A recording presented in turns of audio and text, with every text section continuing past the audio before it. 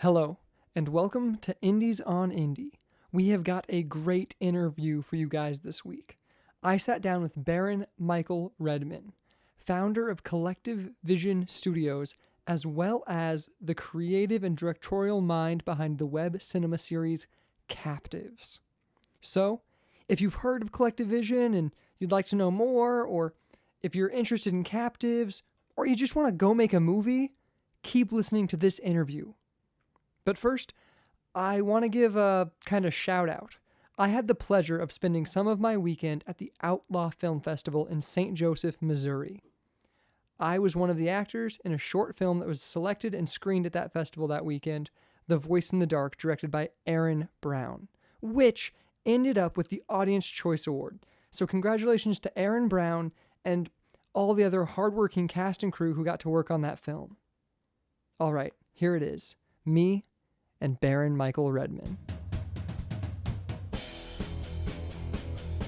All right, I think we are good.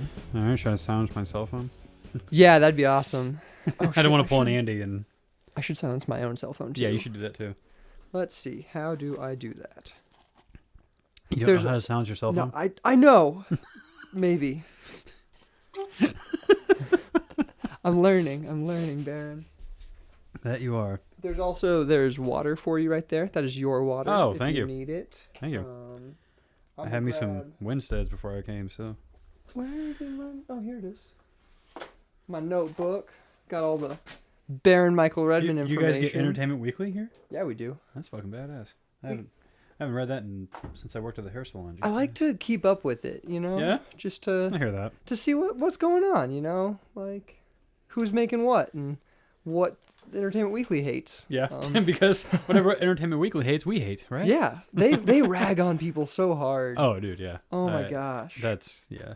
But it's a good, like, baseline to see, like, how films are doing and what's trending. And that is true. I like to keep track of that stuff because we work in the biz. Well, I don't keep up with it because it kind of makes me sad at times. Kind of does, because you're like, you read it and you're like, man, this is just depressing. I'm gonna move on. This is a hard biz. Yeah.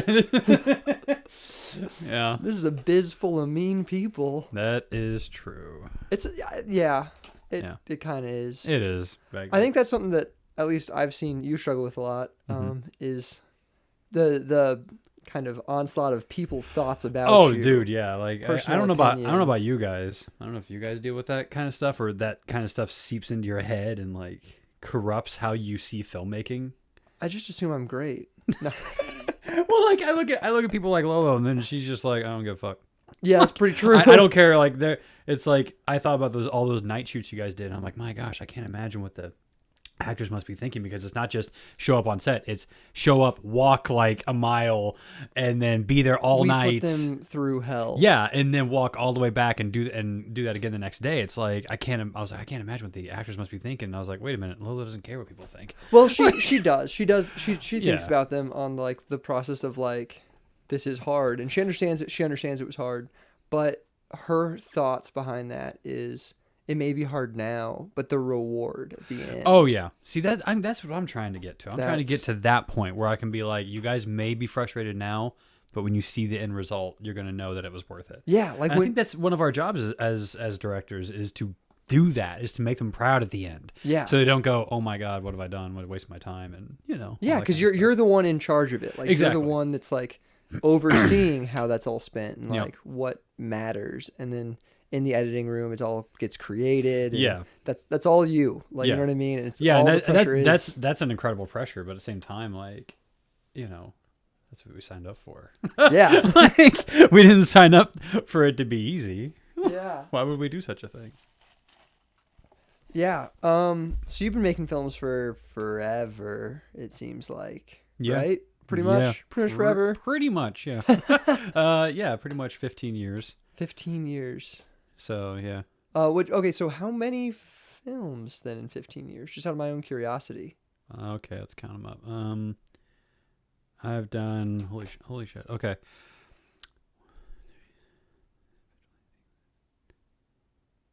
I've done 9 features and 4 shorts. That's awesome. Which should kind of be the other way around, but it's not. I mean, we're the same way. We've been around for I think 4 years, and we made 5 features. Yeah, And it's like just the idea of a short film is not even a fucking doesn't appeal. yeah, doesn't appeal at all. There's other things to do. Yeah. How'd you get into filmmaking then, Baron? 15 years ago. I got into it when I was a kid. I had a very vivid imagination. Like, my mom thought I was autistic for a while because like I would just stare off into nothingness, and like we didn't have a lot of money growing up or anything, so I didn't have a lot of toys or anything, so I'd use my hands to create things. And so my mom would just walk in my room, and I would just be going pew, pew, making noises and like with my hands and shit. And so she got kind of worried, but Baron's a weirdo. yeah, she's like, my son close is that door. freaking crazy. So my imagination kept growing and growing, and then when I was allowed to spend all day outside by myself, that cat is making a lot of noise cat is today. making a lot of noise. Cat, just go sit down, man. I would spend all day outside for like 12 hours, just running around, creating things on my own, taking 2 sticks, and what can I imagine that I am, or so you where have a very vivid imagination. Yeah, very vivid. And I loved movies. First movie I ever saw that I shouldn't say saw, but that I can recall seeing was Tim Burton's Batman. Oh, really? With Michael Keaton and Jack Nicholson. And, how old were you? Oh man, I can't even remember how old I was. But well, that was, what was that, 90? That was 80, 89? 89, something like that. 89, 90, something Yeah. like that. Well, not 90. I think it was. I don't have to look it up. People are probably listening to this going, they don't even know when the fucking movie came out. They're not filmmakers. But I remember seeing that at the drive-thru where we were parked right up front, and the screen was just larger than life, and that made a massive impression on me. I've never been to a drive-in. When you're a kid, it's great, but when you're an adult, you're just kind of like, man, this is not very good. Like this tiny little speaker coming out. It's like, unless you got to really, because nowadays you can have it play through your speakers in your car. Really? Yeah. You just tune into a certain radio station that they're broadcasting. And that's they broadcast dope. sound. Yeah, if you got good speakers in your car. True. So I became addicted to movies. I loved the idea of like immersement. And so when I grew up, I started dabbling in just whatever. Like nothing related to film, just whatever I could. I went to try the baseball, tried the soccer, blah, blah, blah. Because I thought that I didn't think making movies was even a thing that I could do, or that it never really registered. Seemed unattainable. Yeah, and also just never really registered to me that it was something I'd be good at. It's like I like movies, but I probably wouldn't be good at making them. And I would go around my room, and when I got older, a little bit older, I actually got a pretty healthy collection of Ninja Turtle action figures. So I like how you described it as a healthy collection. Yeah, because it wasn't bad. I had all the 4 turtles. I had Shredder and Splinter, and I had a few others. So I was like, okay, I have enough now to create a story. So what I would do was I would go around my room, and I would stage different fights around my room. And so I would like put Leonardo fighting Shredder up on my dresser and over here, and all the stories that were going on were connected. And so when Leonardo would beat Shredder, he would go help out this guy down here, and vice versa. So you had a whole storyline going on. Every single day I would progress the story onward until the big finale on my bedroom floor. And that's what I spent my days doing, and that sort of fed the creative side. That fed the story creation. And I went to high school, went through the whole high school bit, and when I was about to approach my senior year, my sister said, hey, you love movies. There's a video production course that the drama teacher is holding, is going to start doing next year, or not start doing, but take over next year. You should do it. And I'm like, no, because once again, it's not. I can't make movies. Movies it's like that. That's not me. But she signed me up without telling me. So that's a good sister. I got my course layout. And I'm like, I didn't sign up for this. And so she older or younger? She was 1 year older than me. 1 year older? Yeah. Cool. She was the popular girl in school. So good big sister looking after little Baron. Exactly. Little autistic Baron. Yeah. They still make fun of me till this day. They're like, you do that, you used to do this. Like, gracious. So I started doing the video production course, and I asked the guy, I was like, look, because we were supposed to do 4 commercials and 2 student films throughout the year. And I told him, I was like, what if I just spent the entire year making 1 film? I was like, I know I'm supposed to do it this way, but what if I just do it my way? Did it a totally different way. Yeah, basically. And so he said that, He was like, yeah, that's fine. And so I spent the entire, It's like, whatever, you weirdo. Well, he was the drama teacher. He knew nothing about video production. That was the stupid thing. Yeah. So we really didn't feel like we learned anything because the guy didn't even know what he was doing. He brought in a student that graduated last year to come in and teach us, which I don't think the school knew he was doing. Yeah, So, he was just like, I don't know how to do this, so yeah, I mean, this kid knows some stuff. Yeah, the equipment was in his room, so that was pretty much why he was the teacher. So I spent the entire year making this film, and when we finally got near the end of the year, I was editing, and the principal walked in with the teacher to get something out of his room, and she saw what I was doing, and there happened to be a gun laying on a table in one of the shots. So she was like, what is this? And long story short, the teacher claimed that he never gave me permission to do this. So I wasted the entire year working on a film that never saw the light of day. Did you even get to finish it? No, because he told me to delete all the footage right then and there. So it was because he got caught. He got caught. Yeah. He was in trouble. And also sucks. there was a gun in the movie, and it was out of school, so I could understand a little bit of the mind frame, but then let me finish it or keep the footage. Just out of my own curiosity, like, what's the time frame in this world? Because like nowadays we're crazy about guns in schools. Yeah. But you're a little older than that. Thank you. Yeah. You're welcome. Yeah. Was it like It was 2001. 2001? Okay. Okay. So it's actually right in the height of crazy. Yeah. Got it. So I kind of got turned off by that. I was like, all that hard work, but the thing is like when I started making the movie, I was like, wow, okay, so filmmaking is something I can actually do. This is possible. Yeah, I can actually do something like this. I mean, back then though, it wasn't like today where you could just pick up a camera and start shooting.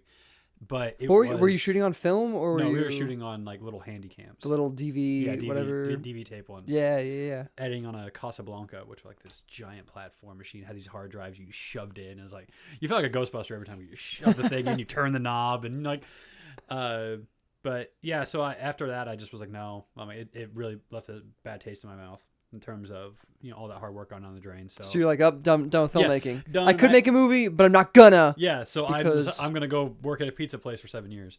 So I worked at. Wow, really? So that's what from high school you just went and you're like, filmmaking. Yeah, I was like, no, thank you. So I can't do I it. went and worked at a pizza place, trying to figure out what I want to do with my life. But there was always that creative. Yeah, you're always creating something. Need. Like you sit at a stoplight and you're creating a scene at the stoplight.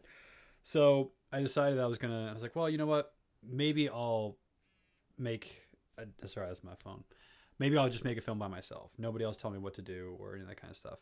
So I just took a handy cam and I filmed myself for like a week. And I kind of like was it like a vlog or no? It was a film. There was a story to it. Yeah, there was a story and everything. It was a narrative short. It was just you, just me holding the camera, holding your own camera. Yeah, and balancing the camera on the dashboard as I drove. Were you all the characters? Were there multiple characters? No, I was just me. It was just me. It was just the one. It was about a guy going from his house to driving across state to go to a cemetery to talk to his sister after she died. Okay. And so I shot that and I edited in Windows Movie Maker. I had a great time doing it. I really did. I was like, wow, okay. Well, with no one standing over your shoulder telling you have to do this, you have to do that, I felt freedom. So I made that and I showed it. I had a screening at my house, and my roommate's mom is the only one who showed up. But she showed up, and she was a trooper, and she cried during. So you sat there with not even your roommate, just you and your roommate's mom. Yeah, he had to work. So he saw it, and she saw it, and after that, Was she encouraging? Was she like, oh, dude, she was massively keep making movies, Baron? Yeah, this is the best thing I've seen. Like, that was so sweet. She gave me a hug, and she told me how wonderful it was, and that I need to make another one. And was there dialogue? No. Oh. It was just music. Look at you. Did you compose it? Artsy. No. Okay. No, I got music off online for that. Was it Kevin MacLeod? No, I actually don't think he was around back then. Cool. I don't think so. I don't Pre-Incompetech. It was so long ago. I can't even remember. But yeah, so I made that, and after that, I was just like, okay, now I want to try something, bigger. Yeah. Like, I made it a 3-minute short. Now I need to do a feature, right? That's just the logical you way went of going. from 3-minute short to feature? Yeah. That's insane. That's awesome. I came up with a story, and I put out a call on MySpace. Nice. And I was like, I'm looking for somebody to help me shoot my movie, and a guy named Derek Molinek just moved to Kansas City, and he graduated from Full Sail University with a degree in film production. So he met me over coffee. We talked about this idea, and I was like, look, I don't know what I'm doing. Like, I told him my experience, and he was like, okay. So he knew going in that this was going to be he's going to basically teach me. Yeah. It's going to have to be a course. You literally had just your idea of like, this is how a camera works. Like, yeah, I literally on he asked for storyboards, so I gave him storyboards, and there was like 40 pages of storyboards, and he's just looking at them like, why are there so many? It's because I drew a new panel for every cut. Oh man. He was like, you don't need to do that. He was like, one panel for that shot can be fine. I'm like, yeah, but it cuts back and forth. And he's like, you're basically framing the movie for me, like frame for frame. I'm like, it's like, this will be easy in editing. This yeah, will be useful. So over the next year, he helped me shoot my film. He shot it for free. He provided all the equipment. He edited it for free, did some of the music, did the DVD, helped us do a screening for it. Wow. And he was so encouraging, and he was so... And you created it all in Kansas City? Yeah. What was it called? The Line. The Line. Is that the one that you're in? Or I have a small bit in that. Okay. I usually have a small bit in most of the films that I do. But okay. I have a small bit in that. But he was massively encouraging. How long is it? It's like 40 minutes. Nice. Like that. But back then, a feature was an hour or less. So I guess it technically wasn't a feature back then, but now they brought the whole thing down. So he taught me a lot about how to make a movie. And he also taught me a lot about sort of his philosophy, like why he makes movies and why, he does the things that he does and how he does them. And that sort of left a massive imprint on me, because my first experience into making a real movie was a great one because of this man. He never, he brought in ideas and he taught me things, but he never once tried to take control away from me. Because anytime that I went to go do something else on set, like move a light or something like that, he'd slap my hand and he'd be like, you're the director. You're not supposed to be doing this. Go work with your actors. And to have someone like that, that's awesome, who is your friend, who you trust, and who is trying to push you every single day to do better and to learn more. And I was like, that when I left that experience, I was like, I want to make another movie. And so how quick was it before you made your next movie? About a month. Really? That's awesome. I feel like that turnaround from like your first film to your second is always one of the quickest. Oh, dude, yeah, because you're so full of adrenaline. Yeah, you're like, I just made a movie. I can make another movie. Let's make another movie. And like, that's what we did for Intermission to Mr. Lee. Is we didn't even like finish editing Intermission. We're like, let's do Mr. Lee. We gotta make another movie. Because we know we can. We just did one. Yeah, so exactly. Why not do it again? Let's make another movie. Which is a great feeling, though, and I think it's a feeling a lot of people lose, because films can be stressful, like massively stressful, and so when you're done, you're like, I want to get away from it all. I just need a break. Give me a month where I'm not doing anything. But the problem is that in that time you can become lazy, you can become complacent, and you lose the steam. Now, I'm not saying that every filmmaker should make a movie after movie after movie. You do need a break in there somewhere. Yeah, you got to recharge those creative batteries. Yeah, for like Captors, for instance, like when we finish the season finale, that's 5 features that we've made in a year and a half. I think we can take like a month where we're not doing anything, which I never probably will. Like everybody else will be off, but I'll be like, you'll still be on. I'll be working on something. Yeah. So what was his name? The guy who helped you? Derek Molinek. Derek Molinek. What's he doing now? Now he actually moved to Illinois, where he is editing / owning a bow hunting show. Interesting. Yeah, I don't know what channel it's on or what it's freaking called, because we've never talked about that. But he started out as an editor, and then he basically runs the company. That's cool. Do you still keep in contact with him? Oh yeah, that's awesome. Like, so anytime I feel like the pressure is getting down on me or whatever, he's the one person I can contact and be like, dude, this is happening, and he's just like, you got to remember why you got into this. That's great to have that like mentor relationship. Dude, it's great, and he's still awesome. After 15 years, he's still open to letting me ask him questions. Most guys now would be like, dude, by now you should fucking get this through your head. It's been 15 years. Figure it out, Baron. Yeah, exactly. But he's just like, no, man, this industry's tough. Like he got out of the narrative work because it wasn't him. He said he was just like, that's not where my passion lies. And after we did The Line, I was thinking about using him for my next film, but I was like, he did so much for me. Yeah, like it was amazing coming to his house every day. Yeah, it's so hard to like. Because each film you are asking so much of each person. Oh, yeah. And it's hard each time you're like, oh, will you come and do another one? Like, can you give up more of your time away from your family and your kids? I took a lot of your time and I didn't pay you anything, but like, you're really great. Yeah. Please give me more. Yeah, but his whole thing was like, I can't do that again. He's like, because he just had his kid, his first kid. And so he's like, it's dad time. And I'm like, I get that. And he goes, but if you need equipment, I can help on that end. And I'm like, okay. So we did a film called Remember Me, and he provided everything to us, the lights, the camera. We shot on the Canon XL2, which was just a great camera in my opinion. Like, I fucking love that camera. I still to this day wish I had one. I want to find one on eBay because it was so user friendly, and that's where I fell in love with Canon, because I was like, this camera is so user friendly, and that was the first one that had interchangeable lenses. For indie film cameras. Yeah. Like it had this big old lens on the front of it, and you could detach it and put a new one on. And back then we only had one lens, but I guess you sort of fall. What was in love the with one your lens first you camera. had? Just out of my curiosity. I think it was a 18 to 70 or 18 to 80 or something like that. Yeah, I just know it was a crazy long lens. Yeah.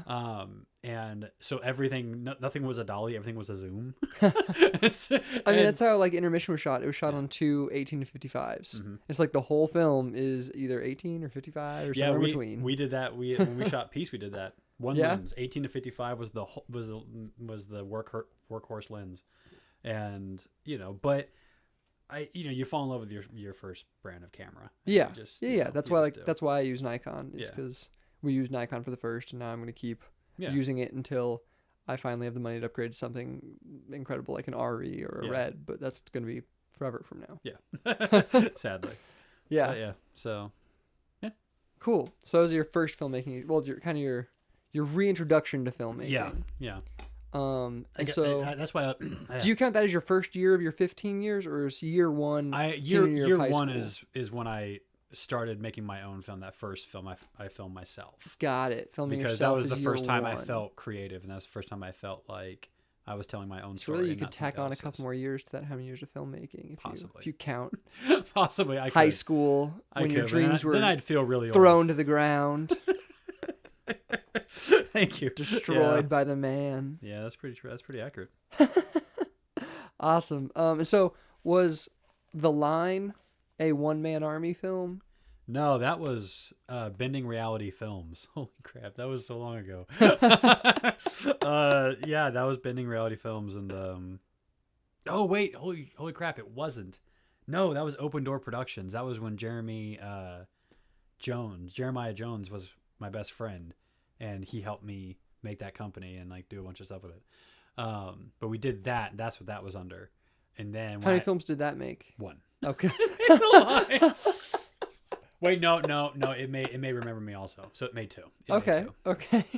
But after that, we parted ways, and I had to go do my own thing. Yeah. So I started Bending Reality Films, and then we made 3 features with that and 1 short. So yeah. Cool. That was my first one. Yeah.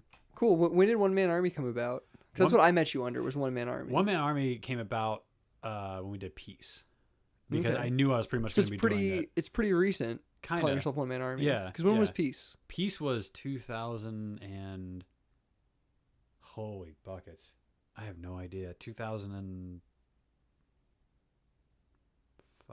maybe. I'll believe 2006 you. maybe. You. Sounds maybe I. It's so long ago. I have to look it up. And then so Peace. Was Peace the only One Man Army film? No, we did a Joker film. Oh, okay. We did a film called Vigilante. Oh, yeah. I forget Vigilante's after Peace. Yeah. Vigilante was the next film I did after. No. It was after I did the Joker fan film. Yeah. Because I've never seen Vigilante. I still haven't seen Vigilante. Yeah. I'm actually thinking about doing a screening at the studio some weekend, just so that you guys, because the Toddies are too. They're like, we haven't seen that. We want to see that. I'm like, it's 2 hours and 15 minutes. Like, we don't care. We want to see it. You still have The Line too, don't you? Yep, I have that too. We should watch that. Yeah. Let's watch that. Yeah. I have all the films I've ever made. That's awesome. Except for the very first one. I really wish I had the very first one. Because it's just gone. The very first one was so artsy. It was like close-ups of flowers and stuff like that. I wish I could see it. So do I. I had hair back then. So that would have been great. The only film with Baron with exactly. hair. Probably would have made me depressed though. But yeah. Oh man. When did you become Collective Vision? That was 2 years ago. 2 years ago? Yeah. Was it really only 2 years? Actually, it's... Because Greater Calling has Collective Vision and One Man Army on it, doesn't it? Yes.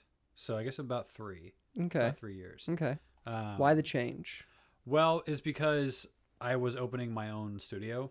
Like Okay. before, I wasn't really anything. We had a name, but we weren't actually an established entity. It was Okay. just a name we would put on our films. Yeah.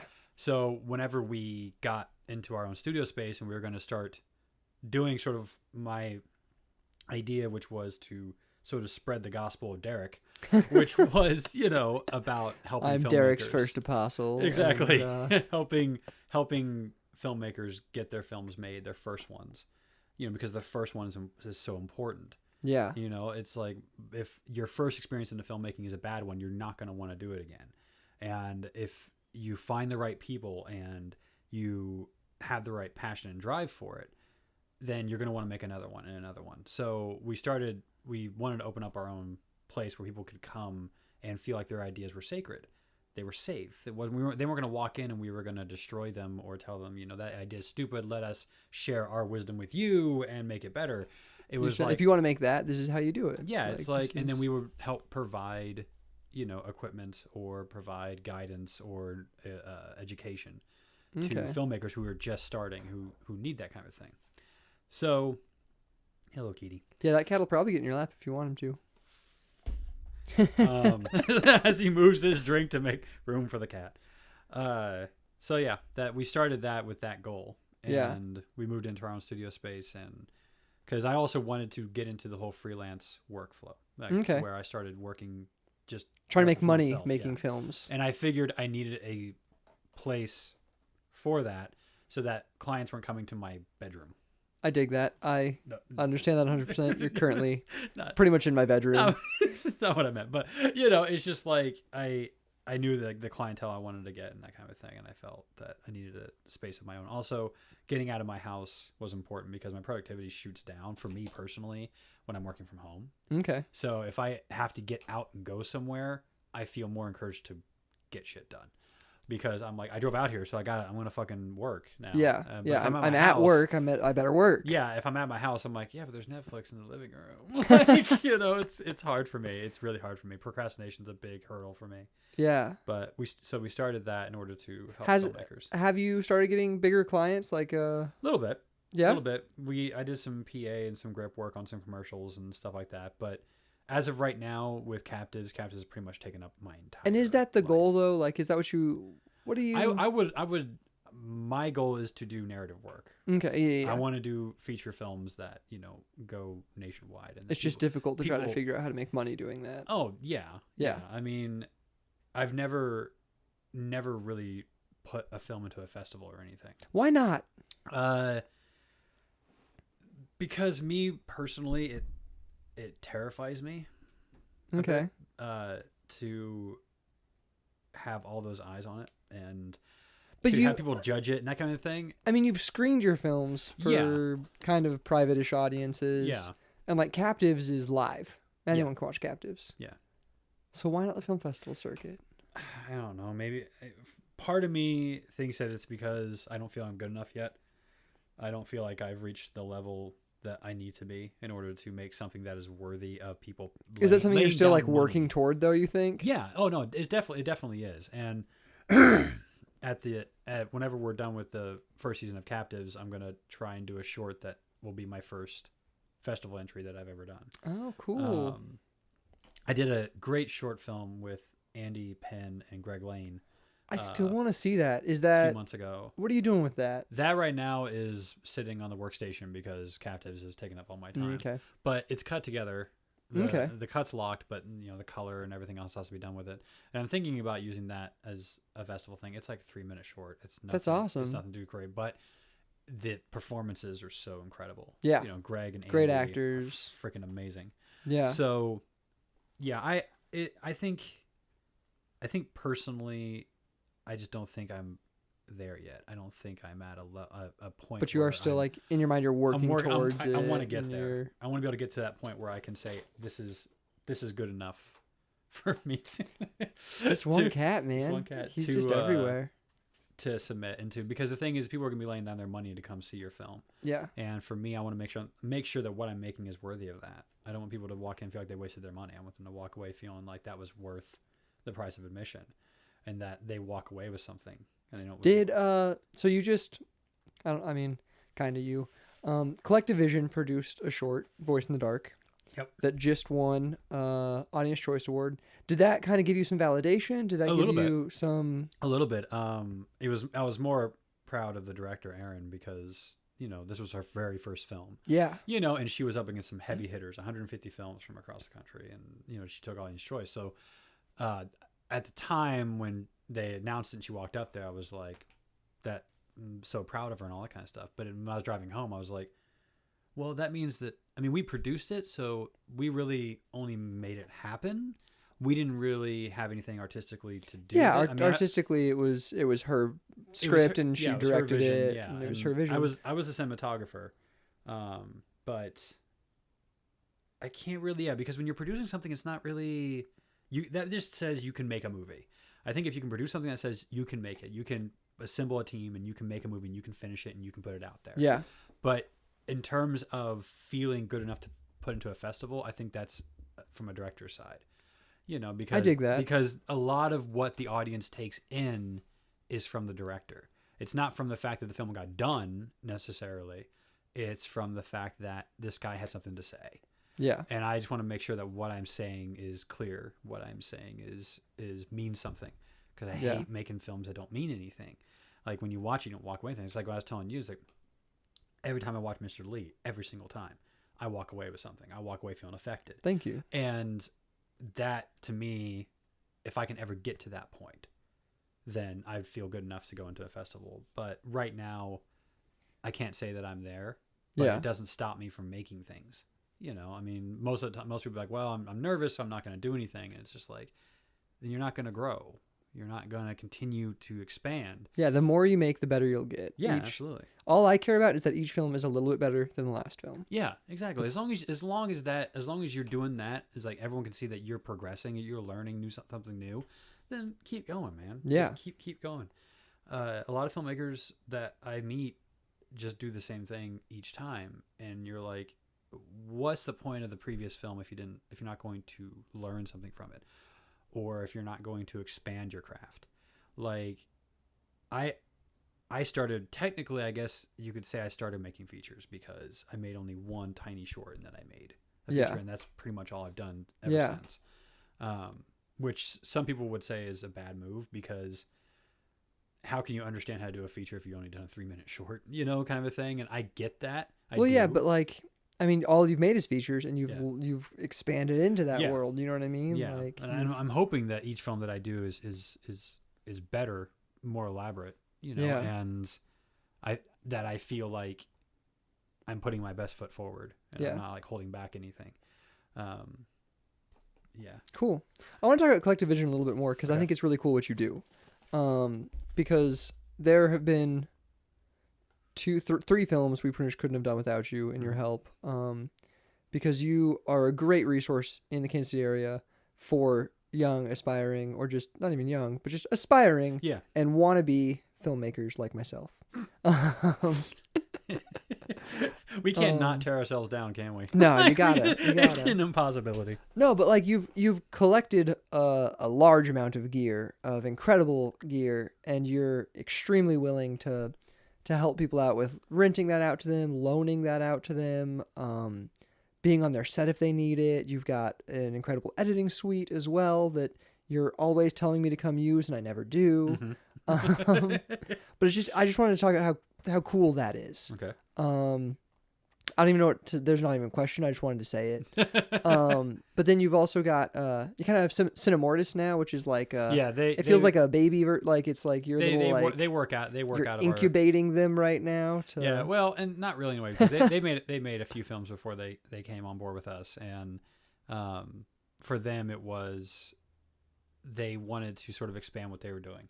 Yeah. Trying to do bigger things each and every single time. So, because that's their thing, right? Like, from talking to the few of them I know, Cinemortis, the idea of it is it's a group of people that all want to learn the whole aspect of filmmaking, and so they're continually creating content Yeah. with each of them working in different positions in the filmmaking business. You know what I mean? Yeah. Is that yeah. kind of what it is? Well, I mean, like they all have their own skill set. Yeah. Tom's an editor. Jacob, runs camera, does some lighting, that kind of thing. So everybody has their niche. Yeah. And what they want to grow on.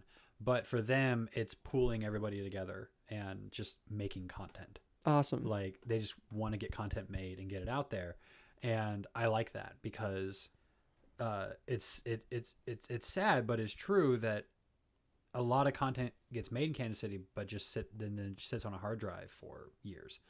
But with them, they want to go against that, and they're like, we want to keep pushing out content as much as we can. So what do you do to help them? Like, what's your relationship with Cinemortis? Are you a producer, or are you just like hands off? Like, here's my world, have fun. Basically, hands off. We when they came on board, I was just like, everything we have now is yours. You're welcome to use the room, the equipment, whatever. If you need any help in terms of education, we're willing to help you with that too. Although they came in already with a lot of knowledge on filmmaking. They've already, like I said, they already made a few films. So yeah, they've made a good handful of shorts. Two of them are in film school or in doing film courses right now. Oh, really? So Cool. It's not like they came on like didn't know anything. So yeah, for me, it was just they're knowledgeable dudes. Yeah, It's but just... they lacked like equipment and that kind of thing. So we were able to open that door to them, and.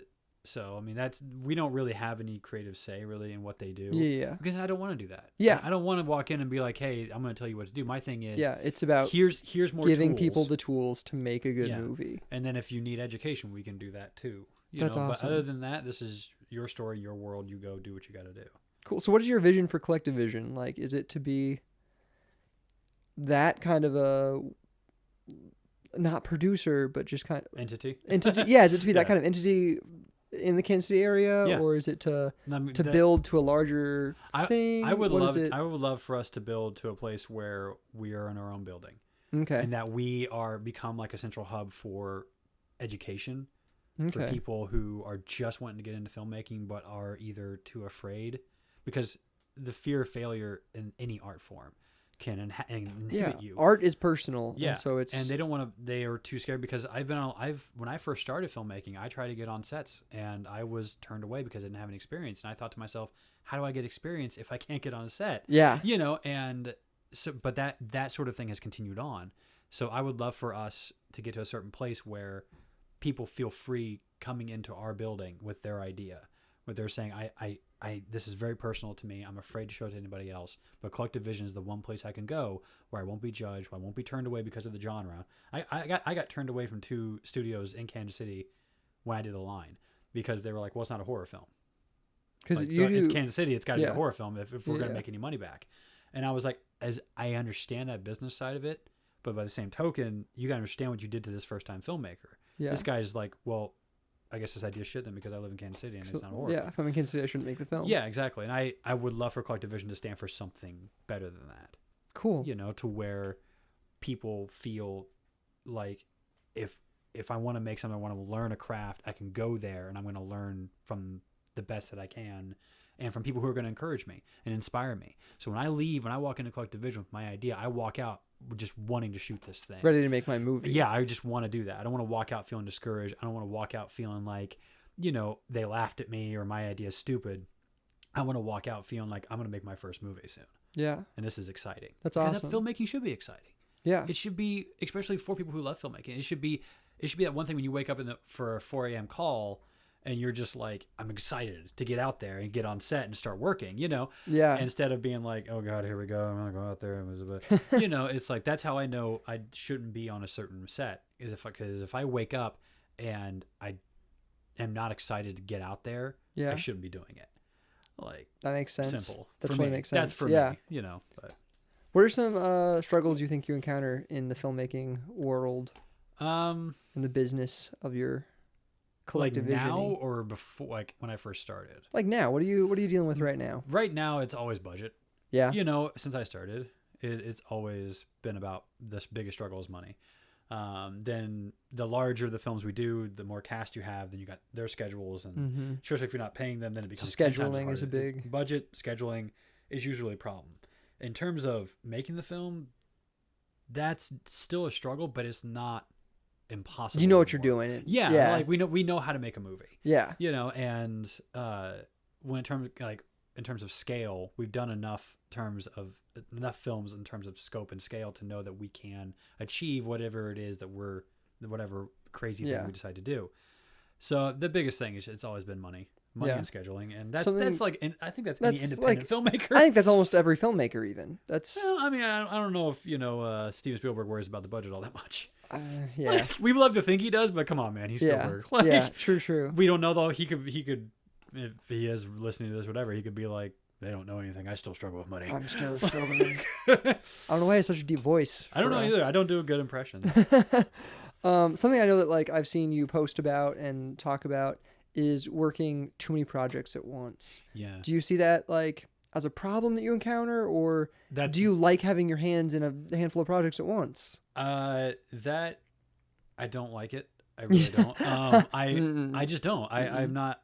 It's the way my mind works. My mind comes up with too many ideas, and like any artist, you got a million ideas every 5 minutes. And so I'm like, I become obsessed with an idea, and I'm like, this is such a great idea while I'm working on something else. And because I love this new idea, because the newest thing is always the most exciting. Yeah. And so I'll become like, as I'm trying to work on this, I'll be like, put this over here, and I'm building in my mind while I'm ignoring the thing I'm supposed to be doing now. Yeah. And I used to think that was a great thing. I used to think that that's going to keep me busy. That's going to keep my mind sharp. Instead, when you start spinning 6 plates, they're all going to start crashing down on you, and you got people depending on you. And do you need a better team to support you in your ability to do that? But I think though that focusing your efforts one at a time is great. I think that's what I'm trying to do. That's the one thing I'm trying to work on, is because you're going to give it your all. You're going to give it 100%. But if you're stretching yourself 3-4 projects, or even 1 or 2 projects, you're not giving one of those things 100%, and it's going to show. I dig that. And not only are you going to be stressed to no end, because when you come on set and you're working on a certain scene, while you're also thinking about this other scene from this other project, you're not fully here. You're not all here. Yeah. I think you have to be all in. And that's something that I'm just now learning to sort of do. That's why with Captives, I'm like, I'm not doing anything else but that. But as like a studio head, don't you feel like part of your job is to be that person that has the 6 plates spinning? A little bit, but or do you wish you could take plates? That's the thing. Like helping Cinemortis, helping the Toddies, helping you guys. It's not. I'm not. Your production does not depend upon me. Yeah. It's just if I can help here and there, that's great. That feeds my need to do multiple things. Okay. If I can come on set on the day off and help you guys, or help the Toddies, or help Cinemortis, whatever, great. Yeah. But Captives being my primary focus. Okay. So that is something that, like I said, I'm just now learning. And what is your something that I talk about with a lot of my filmmaker friends, and I think I've talked to you about it too, is like, we do way more than one job on set. Oh yeah. Like we can't not. Yeah. Because we're indie film. But what are your do you have like a top 3, or do you have like a top 1 that like, this is the thing I'd like to be doing professionally, and it's just this thing. Like I just want to be an editor. I just want to be a writer. I just want to be a director. Like, do you have a top 3? Do you have one that's like, this is what my focus is, and I just do all the rest of this shit because I have to? That's pretty much it. Directing is the one thing that I want to do, and the only thing that I want to do. But I have to learn all these other things, because once again, it comes back down to the budget. Yeah. You can't hire an editor or hire a colorist, and because these people are professionals and they need to make money for their bread and butter. So you have to learn all these things. But you'd like to be director. Directing is the only thing I want to do. Okay. And I mean, I'm an okay editor. I'm not that good. I've edited everything that I've ever done. Yeah. But I think when you look at something, and you look like the edit, for instance, and you look at a course of films, and you don't see any sort of improvement or any sort of changing of how they do things, I think you can tell that person really doesn't want to be an editor. Because it's like anything. You need to learn to improve on each and every single time. Yeah. And for me, the directing improves because that's the thing I'm focusing on. The editing is just cutting stuff together. It's just what you have to do to make your movie. Yeah, and then you have to learn how to mix sound. You have to learn how to do visual effects. Is that how you feel about stories as well, though? Like, do you wish you could be like hiring writers, or do you wish you could just like have writers pitching ideas to you, and you'd be like, I want to make that one. I don't want to make that one. I don't want to make that one. I'm a story creator. Okay. Like that's what I do. I create stories, I create characters, I create atmospheres and worlds. Putting words in their mouths, I'm not the guy. Okay. So I love bringing my ideas to other talented writers who I know fit this thing. Yeah. And I bring it to them and I say, you're talented, go put words in their mouths. And they go and they make it amazing. They make it 10 times better than what it was.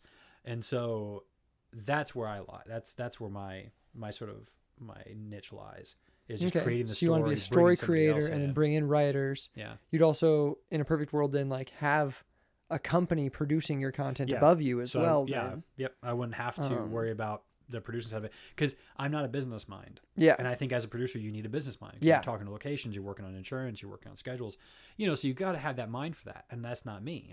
You're creative. I'm a creative mind. Yeah. So, So you wish you could focus yourself as a director and story creator and just let 100%. Everything else 100% kind of be its thing. But then you also just have collective vision to help other filmmakers. Yeah.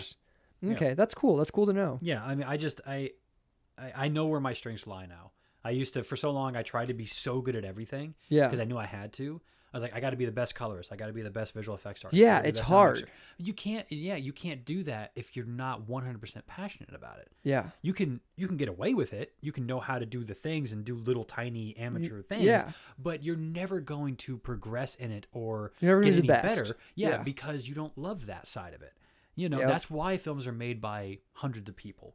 Is because not everybody can be good at everything. Like, no, but there are 100 jobs, and I want the guy that's freaking passionate about that one thing. Yeah. Because he's going to be the best at that one thing. Like that one guy who loves audio so much, he eats, sleeps, and breathes it. Yeah. And that's the guy you want working on your audio. You don't want to give it to the guy you want to give it to the cinematographer who doesn't know shit about it and say, hey, go watch a few YouTube tutorials and go sound mix my film. Because he's going to be like, okay, but I don't like doing this. So whenever you're not going to feel encouraged to get up every morning and go do that if you're not passionate about it. That's why, like, anytime someone asks me, he's like, well, like one kid, Adam, my friend Adam, he was like, I don't know what I want to do in filmmaking. He's like, I know I want to make movies, I just don't know what I want to do. And I'm like, okay, then just get out there and start doing everything. Just try everything, and then eventually you'll be like, oh, I wouldn't want to be paid to do that. Yeah, like he tried everything. He tried directing, tried producing, writing, blah blah blah blah. Last thing he tried was composing. Yeah. And he went in to sit down with a composer friend of his just to see his process and to see what he does. And he watched this guy bring in live musicians, bring in somebody who played the violin, the cello, such. And as he just watched this track breathe life, they were in the studio for like 15 hours, and he just watched there was nothing in Pro Tools. By the time they got done, there was this beautiful piece of music that just moved him. And he was like, that's my thing. And he's like, that's there it is. He's like, I could spend 15 hours a day doing this. So he started from there. And now, and ever since then, the guy's just been cranking out beautiful pieces after beautiful pieces. That's awesome. That's awesome. Yeah. Cool. So I would be an idiot if I didn't talk about your current project, Captives. What is Captives? Captives is a web cinema series. What is web cinema? Web cinema is a term. It's a word you invented. We invented. Actually, technically, Andy Penn invented to sort of describe what we do compared to web series. Like most web series are 10 to 15 minutes long, or maybe even 5 minutes long. For us, we want to create more of a cinematic experience in the sort of internet world. And it's a long form story in kind of episodic movies. Yeah, basically. Yeah. Okay. Yeah, you explain it better than I do. Cool. What's the story of Captives? The story of Captives is about a police detective who believes that a serial killer who supposedly died 15 years ago has come back, and believes that he has something in store for Kansas City. And so he begins to try and prove or disprove that this serial killer actually exists. And this is the second time you've kind of made Captives, right? Because yeah. you'd already.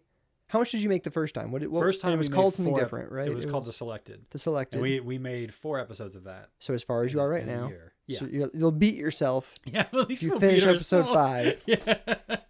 Yeah, you'll have topped yourself. Yeah. How similar was it? It was pretty similar. There are massive changes, but the overall idea is still the same. Okay. Why this story? Because this was literally the first sort of idea I ever got for a film. Okay. And I sat down over a weekend and a lot of Mountain Dew and just chugged it out. Yeah. Just this entire story. I just sat in my apartment and I didn't leave for 2 days and just came up with a story. And I was like, this is what I want to do. Okay.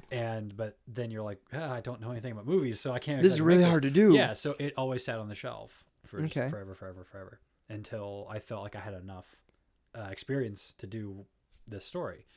And So it's so important can't- to you because it's your first story, it's important. To or me is it? because Is of there that. something that it's like that at its core it's really about that means something to you? Just out of my To me, it means a lot to me for many reasons. Okay. I mean, I don't have just one particular Yeah. reason. One of my biggest things though is that there's a lot of personal things of myself in this, Okay. because I think that a great film should teach you something. You should walk away with a more enlightened view of a certain aspect of your life, because we are all human and we all share the exact same struggles and fears and anxieties and hurdles we have to overcome. And every character in Captives has a particular human hurdle. They have a human flaw. They have something that we all can relate to. And I didn't want to just make one thing about one character with one thing that people could relate to. I wanted to cover the gamut. Okay. I wanted to show everybody it's like, if you were this kid in high school, just follow this character. Just see. So you have kind of a character for everyone. Yes. Okay. And it's for me a hope to sort of cover all of it in one go. Not to just be entertaining, Yeah. to be like, well, that was a fun watch, but also you can everybody can connect with something. Because there's a lot of times you go to a movie and there's that one guy in the audience who couldn't connect to any of it because he doesn't know what that's like. He wasn't the unpopular kid in high school. He was actually popular and whatever. So he can't engage with it. But if you have multiple characters who are covering the gamut of the human spirit in a way, everybody's going to be able to get into it. Everyone's going to be able to take something away from it. Okay. And that way, for me personally, I feel like I covered everybody. I feel like I've affected everyone. Like everybody in this audience is going to get something out of this. No one's going to walk away going, well, yeah, but I didn't get anything out of this. It was fun to watch, but I didn't get anything out of it. But everyone will have someone, hopefully, in Yes. Captives that they can walk away from they and go, can be that like, I relate to this guy. I get that guy. I get that guy, yeah. And then by even time though it's a very the scope of it's huge, and there's superpowers, and there's all sorts of really cool sci-fi is that the best way to put it? Fiction, Sci-fi stuff to it. You can pull out the human yeah. aspects of those. Yeah. And be like, that's the guy I get. Yep. That's cool. That's cool. So why web cinema? Why is it a web cinema series? Like what? Because of the experience. That's the biggest thing for us, is the experience that people have watching this. Because like when people say web series, you're like, oh, okay, so I'm going to sit down on the toilet and watch an episode and it'll be good. But for us, it was like a friend of mine. We were talking about the same thing, and he was asking me, why did we choose that? And I was like, because of how we want people to experience this thing. We don't want them to experience it, sitting on the toilet watching an episode. We want them to be like, okay, a new episode of Captives came on, get on the couch, turn the lights down, give me my favorite snack. Let's experience this thing. Okay. And it's also the look of the film. There's a lot, we tried to make it feel cinematic. We try to, do everything we can to give you that cinematic experience so that when you're watching an episode, you don't feel like you're just watching, a thing some guy made in his garage or, in his front yard, but you feel like this is a cinematic experience. I feel like I should be sitting in a movie theater watching this right now. So why not create them in their own feature films? And then, I don't know, why is it released online, I guess? Online for me is the quickest way to get to people. Okay. I mean, it's because if you sell you it, believe you have a story to tell yeah, people. if you sell it, that's great and all, you can make some profit off it, but not everyone can afford it. Mm-hmm. But this way, the story gets to everyone regardless. Cool. And I mean, our end goal of getting a network to find us and to back us and so we can keep going, that's the because there's a large scope to it. Your idea is five episode seasons, right? Yes. Yeah. Okay, and you've created the first 5 episodes, so there's only 20 left. I love how you say that. Like, there's only 20 left. That sounds hopeful. Like, yeah. that sounds doable. Yes. Honestly. Yeah. It sounds hard, but sounds doable. Yeah. And I know it gets larger in scope as it goes. Mm-hmm. But you're looking for a way to kind of continue going and not having to give up on this 25 episode arc. Yeah. That's cool. Mm-hmm. That's cool. Why Vimeo? I like Vimeo just because it's a platform for artists more Okay. than YouTube. I mean, YouTube, it seems to me, just me, Yeah. that it's just I don't think that cinematic things do well there. Okay. I don't think they do. I think YouTube is great for like The expected YouTube quality is content. different on YouTube. Yeah, and like on... you think YouTube personalities and all that kind of stuff that's sort of taking over YouTube. Yeah. You don't expect to go to YouTube to find cinematic stories. Okay. Vimeo, though, there's a lot of great creative feedback. It's not just a bunch of people saying you're stupid, you're dumb, blah, blah, blah, blah. Yeah. It's people saying, I liked this. This is where I think you could improve, though. Okay. Like, but you go to YouTube and it's just like, you're stupid, you're dumb. I'm going to kick dirt in your face. Part of like, me asks just because I have trouble finding it in a way that I can view it, except for on my own computer, which I think is something that almost detracts from that cinematic experience. Yeah. Is that I have trouble finding captives except on my phone through Facebook or on my computer. Mm-hmm. I spent an hour yesterday trying to find it on my PlayStation and I couldn't get it. Oh, really? Yeah. Oh, okay. So we all sat in here and watched it on that screen. Sorry. Which was cool. Like, it was cool. It's just like, I was just curious on why Vimeo, because it gives me troubles. Well, of course, you're our target audience. But no, yeah. The way you said that sounded like I'm not your target audience. Yeah, it sounded like I was lying, didn't it? Yeah. No, but yeah, Vimeo for my own personal reasons, it seemed like a better place for this particular content. Cool. So, So where are we going from here with Captives? What's next? What's happening next? well, we're right now we're shooting the season finale. We've got 4 episodes online you can watch right now Yeah. on Vimeo. Yep. On your computer Yes, or on your phone. or on your phone. On your phone, just not on your PlayStation, I guess. Is there an easy way to watch I've it? never tried it on Okay. on a PlayStation. Never have. It's Okay. usually on my phone or my computer. If someone knows how to watch Vimeo on a television, tell me. Yes, because inquiring minds want to know. Yeah. Right now we're finishing up the shooting the season finale. Okay. We're not sure when we're going to release it because we've shot ourselves in the foot before by setting a release date. And, Yeah. you know, now you're mad scrambling, and this is the biggest episode we've ever done in terms of scope and scale. So we want to make sure it's the best. So we're going to take our time with the climax of the episode. Yeah, you don't want to Say that, oh, we're edit gonna be, yourself into a yeah, corner. we're going to be out in January, and then we're just, you know, now Haven't it's a finished mad filming scramble it. to do Yeah. it. You know, so the idea is Do you feel like you experienced that on episode 4? a little bit, yeah. Yeah. Yeah. Because you had you had a hard release date, yeah. and then you shot the last shots 3 days before? 3 days before. Yeah, I'm a true professional. I slapped in my last shots like the day before the release. But yeah, we're hoping to, once we get a final lock of the episode, then we can have a better idea how long it's going to take us. Yeah. So right now we're spending the next 3 weekends on the climax, right? of the episode. Yeah. Which is really the climax of season 1, right? Yeah. Do you think, just out of my own curiosity, does season 1 kind of have a finalizing arc, or is are we going to end with just more questions? No, I mean, I think any good series has to end you with a question. Yeah. Because it just has to. Yeah. That's what entertains me. But we do have a finality, though. Okay. Because there's something we learned. The entire first season subtext arc is trust. Okay. And these characters are trying to learn to trust each other. Like, who can you trust? Honestly. Interesting. And we end the first season with sort of closing that out. Got it. So we're done with trust. Yeah. So like if season 1 had a subtitle, it'd be trust. Trust. Yeah. What's season 2 about? I can't say. Can't talk about season 2 yet? Cool. Is it happening?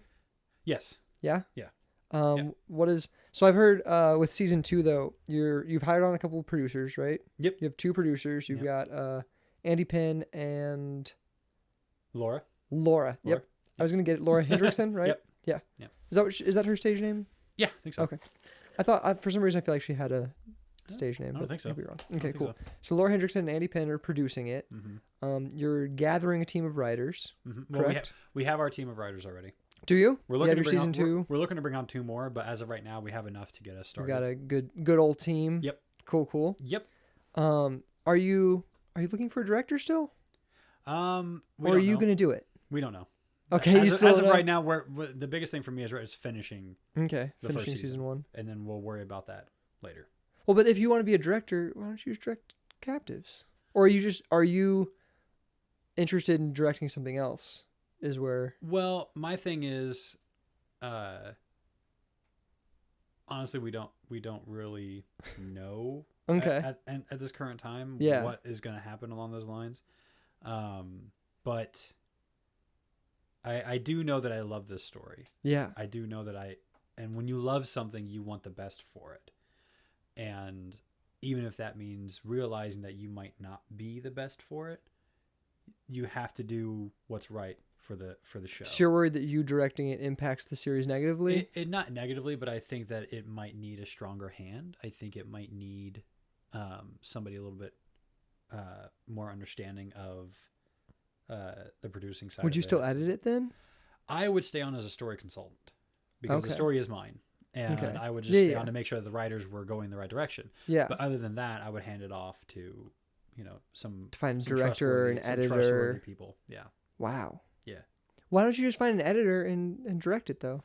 If you think having an editor would help you, kind of like the editing is what's not improving, and you're improving as a director, why don't you continue to improve with captives? I thought about that, and because Andy who plays Jonathan Reed, but also is our producer. Yeah. His biggest thing, his biggest goal, his biggest hurdle is trying to get me to just direct. Yeah. Because he goes, I think you would have a lot more fun if you were just directing. You didn't have to run around, check on the camera department, run around, check on the lighting department.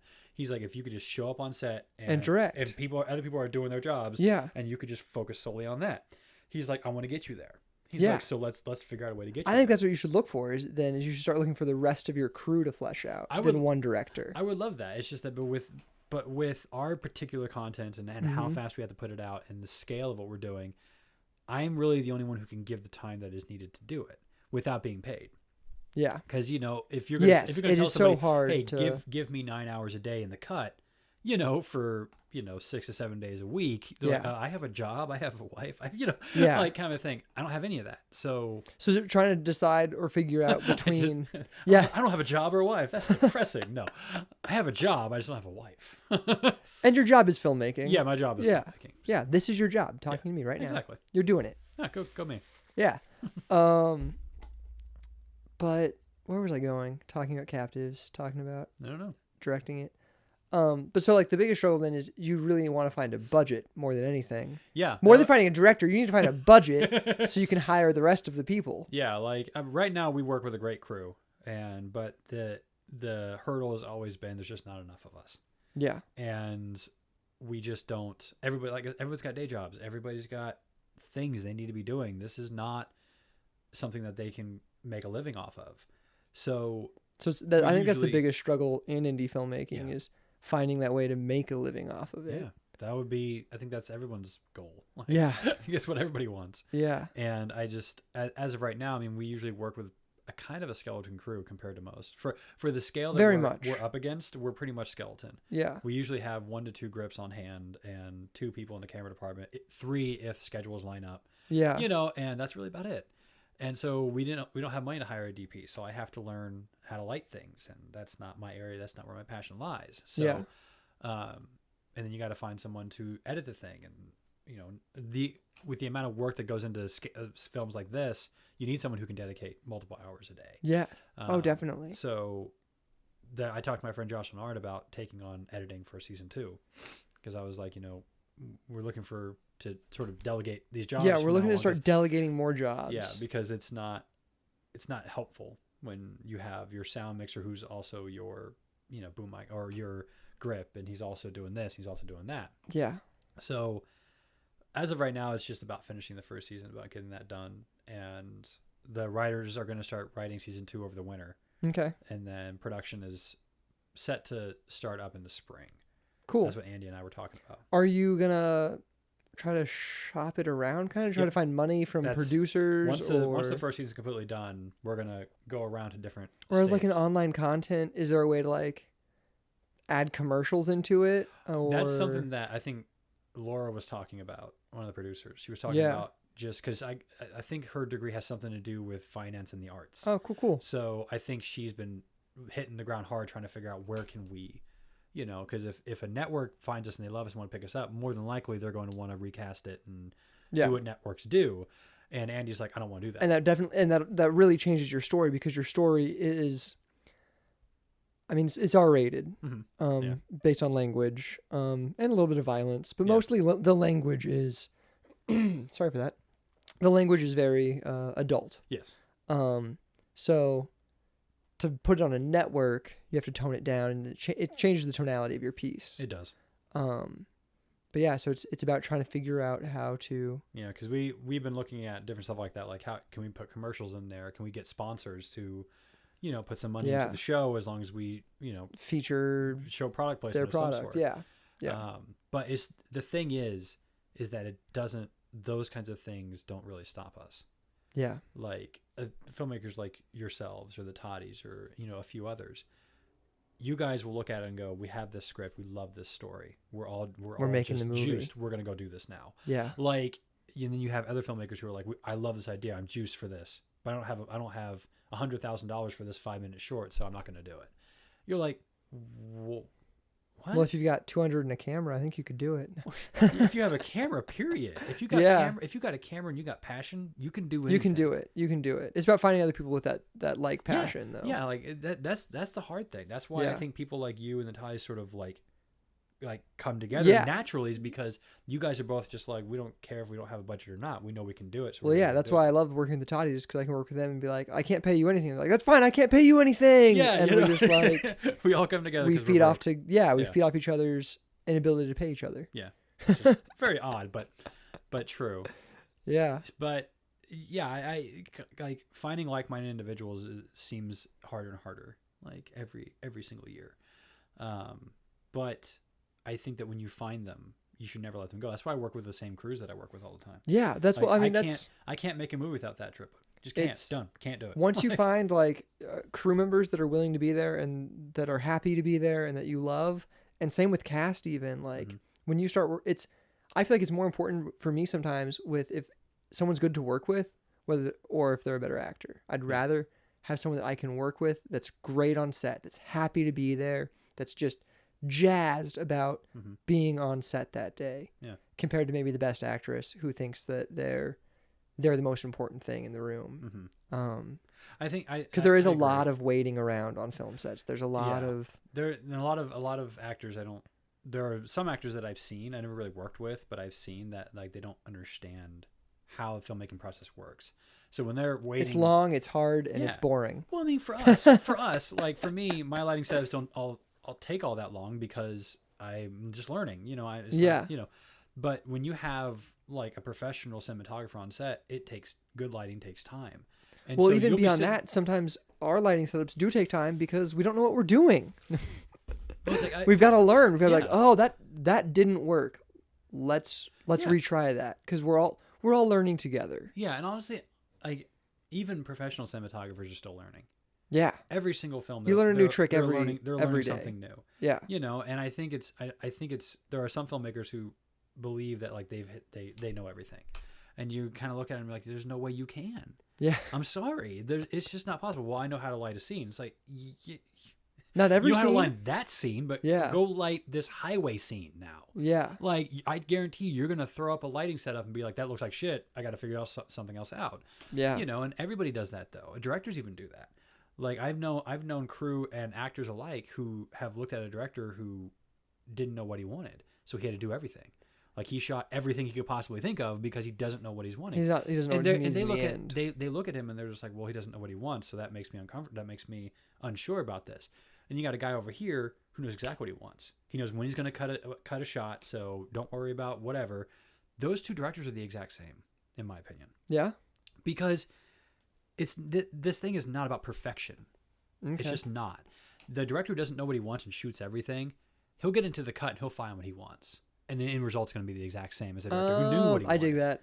Yeah. So I can understand where there can be a little uneasy for an actor being like, I've done this so many times, I'm sort of lost in terms of character because I've done him 7 different ways for 7 different takes. Yeah. That's not at all what the character is actually like. So I can understand that. But by the same time, like, if we're going to compare, sorry, I knocked your mic around. It's okay. If we're going to compare, talk with your hands a lot. Yeah, look at people like Nolan, who knows exactly what he wants, or John Woo, for instance. John Woo is notorious for having 2 camera setups that cross in front of each other where you can see the cameraman, because he knows I'm going to cut right there. Yeah. So I don't need to worry about that. I can have them cross in front of each other's paths, and it doesn't matter to me. Everyone else is like, you can't do that, it's a bad thing, and he's just like, why? I'm going to cut before it. I'm going to cut there. Yeah, and then the shot's going to keep going, and so I can get more when the camera's looking somewhere else. Yeah. And then you get people like so those guys, like, they know exactly what they want, and it's very precise. But then you get people like David Fincher, who shoots 40 shots of a book falling on the floor. It's because he's admitted that it's about him finding what he wants. Yeah. And I'm like, so clearly look at that guy. Like, that guy's amazing, because when you see the end product, you see a consistent thing, you know? And so those two guys are basically the exact same when you look at their films, because the output's the exact same. So which guy are you? I'm none of them. I do know when I'm shooting something what I'm going to use. Yeah. I do know that's the shot I'm going to use. That's I the take think I'm gonna I think you're use. definitely the guy that knows exactly the shots. Yeah, I know because the there are a lot of shots. times on set where I'm like, well, what about this? And you're like, no, I don't need that. I know where it cuts. Yeah, exactly. Yeah, that's one of those things I did learn from Derek, was just like, okay, I know I'm going to cut here so I can keep going, or I know that's the take I'm going to use. I just register it in my head, so I know that when I get into the cut, it's take 3. This line I'm going to use. That does speed things up a bit, and also if you're editing your own stuff, that helps too. I think. Yeah. I think a lot of filmmakers underestimate editing their own work, because then you know exactly, the cut just comes together so damn quick. If you haven't other people put it together, that's basically the editor's vision of what they're seeing. Yeah. I mean, they have the notes, they have the script, they have the line script and everything, but what are you doing, Kat? He wants to be comfy. Yeah, I dig it.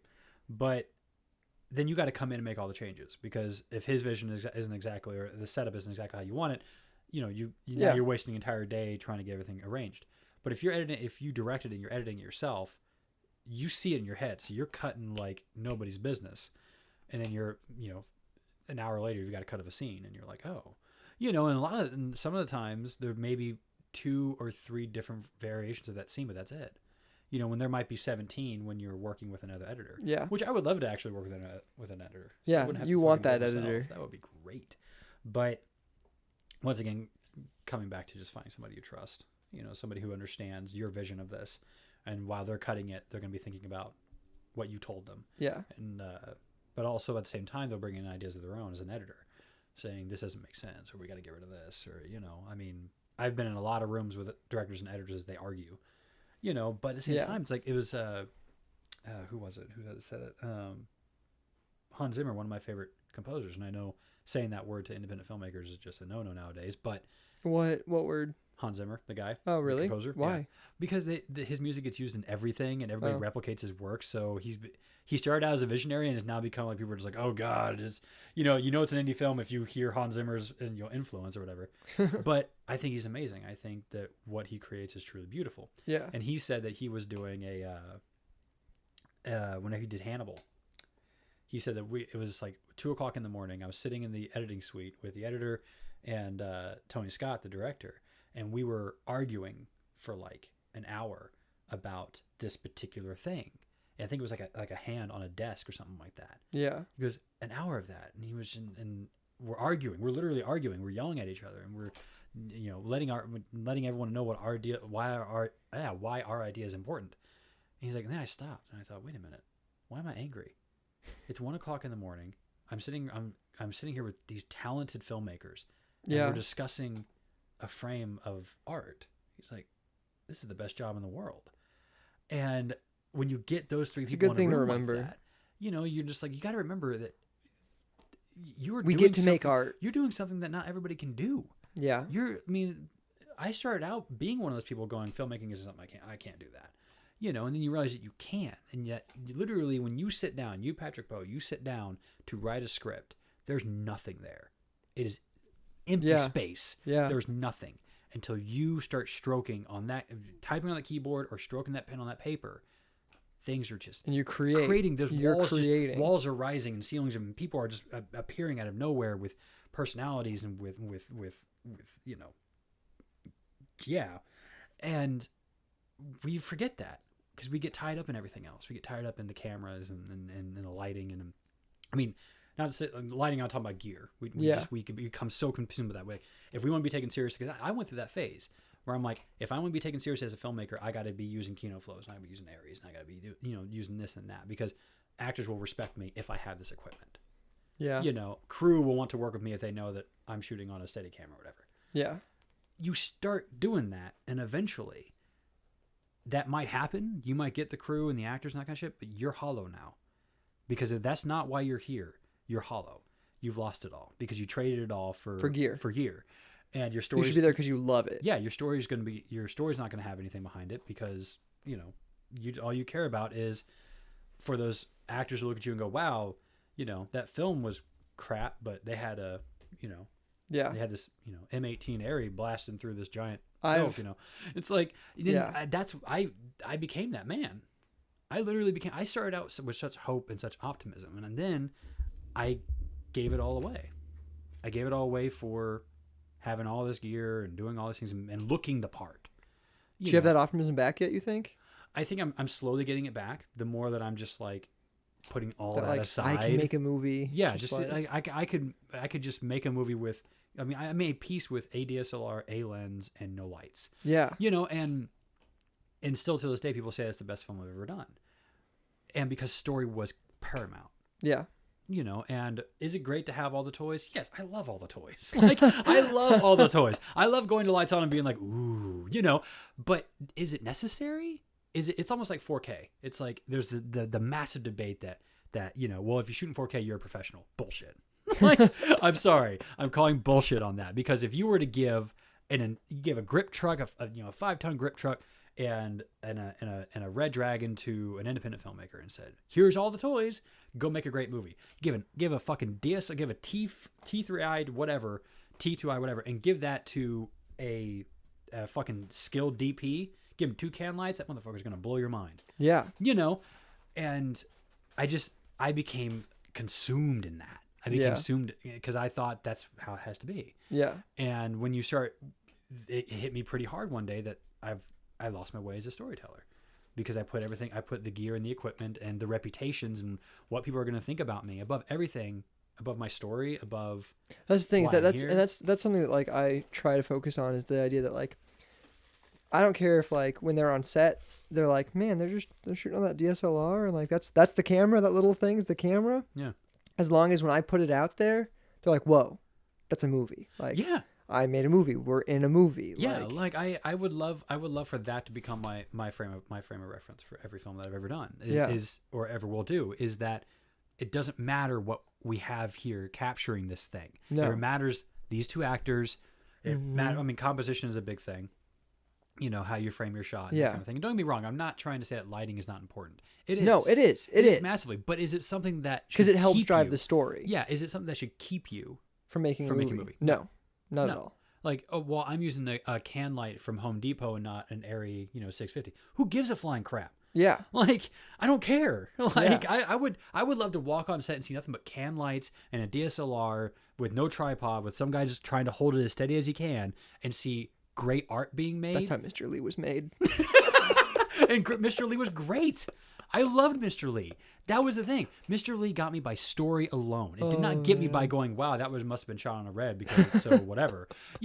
I watched it going, this is a movie about filmmakers made by filmmakers. Not made by a company, but made by filmmakers. And when I watched that film, I walked out. I was just like, "That's great. That's fucking Thank you. great. I fucking love that movie. That. I will say till the cows come home. I fucking love that movie." And I got lost in all that, and I still trying to find my way back. But I think it's important to understand that nowadays it's really easy to get wound up in it all. Yeah. Because so much gear comes out all the time. All these new cameras. Yeah, it's all these new lighting things, and then you see that all these people want to work with all the fancy gear, but you don't see them working on that. So your mind subconsciously goes, well, if I want to be a good filmmaker, or if I want to get noticed, I have to go do what the people who are getting noticed. But when you do. go see a movie, like when you go to a cinema and you see a film, you don't think like, oh man, that must have been a red. Well, you're like, oh man, that story was dope. Yeah. Like I walked out. I saw Doctor Strange last night. Oh, I still haven't seen it yet. I can't wait. I walked out of that going, that was incredible. Yeah. I never once questioned the camera or the lighting setup or anything. I thought that was a great film.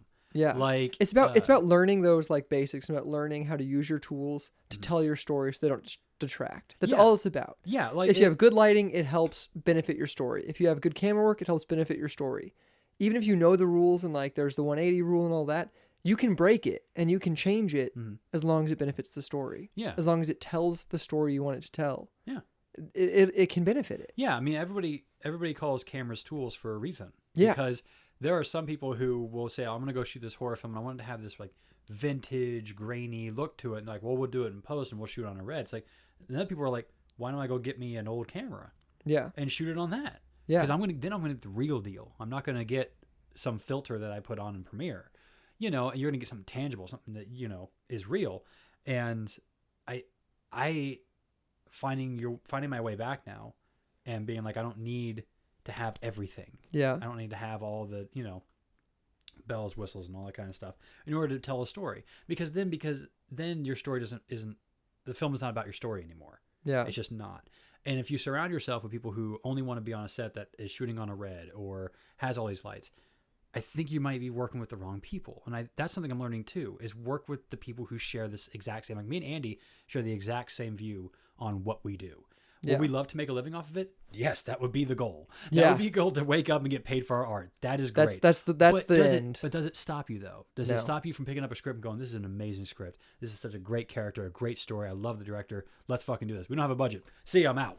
You know, it's like you're walking away from what could be an amazing experience. And they're like, but it doesn't, you know, they're not shooting on a red or they're not doing this.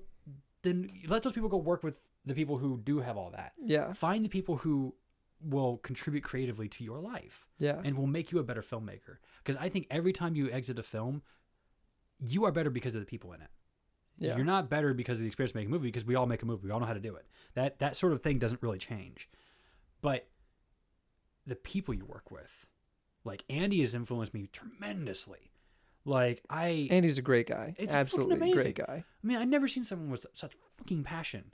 Like a man just does everything he can, sink his teeth into everything he can. Yeah. And he bleeds that into you, like every single time. And I've never seen someone fight harder to get me out of all the chairs and into one director's chair. Yeah. And I'm walking out of Captives going, like, I feel like I've learned something because of working with Good. this man and because of working with that actor, this crew, this person over here, that person over there. They all make you who you are. And I just, at the end of the day, like, if you walk away from a film and you're not changed by it, you know, if you didn't feel like that helped mold you in some way, then I don't want to say it wasn't worth it, but you know, what was it worth? Yeah, what was it worth? What, like, I've made how many films, and like I had one guy tell me that, you know, well, you've made all these films, but nobody knows who you are, so it wasn't worth anything. He goes, because it's about making a name for yourself and getting yourself out there. So if you've made all these things over 15 years and no one knows who you are, then what's the point? And I'm like, points I've learned. Did you see the fucking movies? Yeah. Like, I made movies. I told stories. I created something. That was the fucking point. Yep. And I understand business. I understand making money. I understand how important a demo reel is. I understand all these things. I'm not saying they're not important. I'm not saying that they shouldn't exist. They should. I'm like, we wouldn't have a film industry if it didn't. Yeah. But when it becomes everything you think about, when you wake up in the morning, Patrick Poe wakes up and says, I'm not doing anything unless I'm getting paid $300 a day and they're shooting on a red and blah, blah, blah, blah. Yeah. Where are you going to go? You will get work, I guarantee it. But at the same time, it's not going to be fulfilling. Yeah. It will fulfill the want to be noticed and to be a somebody. Yeah. But will it satisfy the artist in you? Probably not. The artist in you will still feel hollow, you know, until you actually do something that feeds that. Because I think you need to feed that artist, because that artist that's why you're here. Yeah. And if you don't feed him, eventually he's going to eat you alive. You know, you are. It's just gonna eat away at you, and you're gonna lose the love for it. And you're like, I don't want to do this anymore. You know, and that's why I praise people like you and the Toddies and a handful of others, because you guys just do it. I appreciate that. You're like, good. We can just pick up that. There's a camera right fucking there. I mean, it's an Nikon, but we pick it up. We started shooting. Sorry, me and Patrick have a thing. I'm a Canon. He's a Nikon. But just picking up that camera and just going and fucking doing it, man, and not saying, well, I'm gonna wait until I have $100,000 to make my 30-minute short. It's like, no, I've worked with so many talented people. I know I can get these people in here and we can make this amazing. And I mean, you guys showed Mr. Lean one audience choice as well. So like, that says something.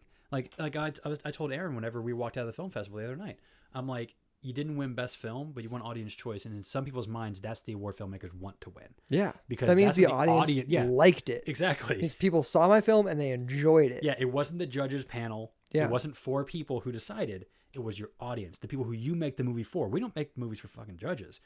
Like, I don't personally. Yeah. You know, but... Well, I know. You've never submitted to a film festival. I hate you. But yeah, I have a very I feel very strongly about that. I feel very strongly about why we do what we do, and I've lost my way. And what I would love to do is be able to let people learn from the mistakes I made, because dude, I've made a slew of them.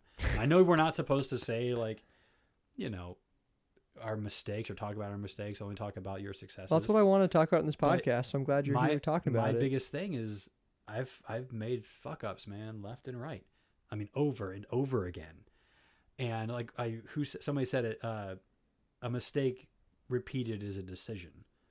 You know, it's not just you make a mistake. It's like if you make the same mistake over and over again, you're choosing to mess up. And I did that for so long. I was like, well, I want everyone to, when my name gets mentioned in Kansas City, I want everyone to say nothing but good things about me. So you're too worried about people liking you. Huh? You're too worried about people liking you. Yeah. Than making the movie. It was just like me in high school, you know, or just like a lot of people in high school. We wanted to be liked. Yeah. So what did we do? We tried to fit into all the fads. Yeah. Tried to wear the newest clothes, try to do whatever. Yeah. And you lose who you are. You lose yourself. And then you take that philosophy and you move it into every section of your life from there on forward. Yeah. You know, when I used to skate whenever I was in high school, did the exact same thing. Tried to wear the baggy pants, tried to have the skates that everybody else had, you know. It didn't get me anywhere. Yeah. And I didn't learn from that. When filmmaking did the exact same freaking thing. Even though I had Derek telling me, guy, to block all that off. Don't do that. Don't do that. Because if you keep going on that road, you're going to hate filmmaking. You're never want to make a movie again. And I'm like, no, because how am I ever going to make a movie, Derek, if people won't work with me? So I got to go do this thing that will get them to work with me. He goes, how about you make a good story, and then they're going to want to work with you. Mm-hmm. If you can prove to them that your story is good, they will work with you. Yeah, and I see amazing artists in Kansas City and other places. And you look at them and you're like, how did you get to where you are? And they're like, it all came from story. Yeah. It all came from story. Yep. Because it's so so easy to get boggled down with everything else and forget why we're here, you know, and forget, because I mean, it can be said that, you know, well, if you don't have a budget, you can't make a movie. Nowadays, it's not really true. That's so untrue. Yeah. If you have an iPhone, you can make a movie. Exactly. Like nowadays, there's no, that thing is out the window, that excuse, you know, because back in the day, yes, but now, no.